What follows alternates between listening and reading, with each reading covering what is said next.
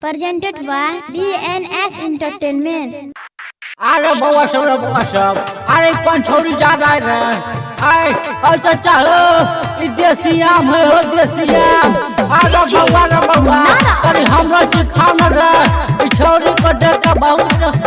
मन कर रहा है आ बाबू रमन जी तनी तू ही अपना स्टाइल में कुछ गाओ न रे इसको समझाओ थोड़ा समझाओ के कलको गयू बड़ा गुज गुज बुझाई छो के कलको गयूज के कलको गयूज बड़ा गुज गुज बुझाई छो चोली के चीज तोहर लुज लुज बुझाई छो की कहली रे के कलको गयूज बड़ा गुज गुज बुझाई छो के कलको गयूज के कलको गयूज आ बाबू कहीं बताओ यूज करवा कर है का है जी हाँ बताइए तुम कहाँ से इंडिकेटर फ्यूज करवाए हो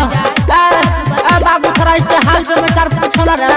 अरे हमको बड़ा तो गड़बड़ लग रहा भाई के तो हर हाल कल के बोल न तू माल गे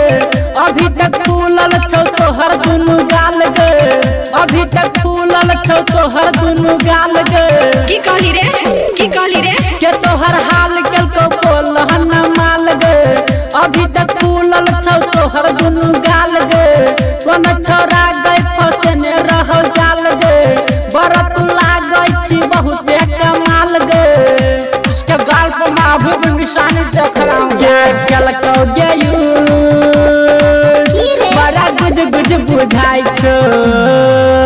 के कलको गयूज के कलको गयूज की कहली रे बड़ा गुज गुज बुझाई छो के कलको गयूज ऐसे बिना देखारे यूज करवाओ का तुम्हारे न होगा ये समझने वाली नहीं है समझा इसको थोड़ा हिसाब किताब में समझाओ इसके गाल पर निशान लग रहा है के तोरा दिल को धके आई मिस गे लागे छोरा मंजी यादव ले किस गे लागे छोरा मंजी यादव ले किस गे की कहली रे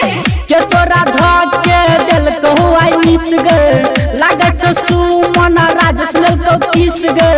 हमरो पता न गई फाटल तोहर लहंगा दहिया न लागल छो पूरा गिरिस गे लगता है डीजे वाला से चक्कर है भाई के कलको गयू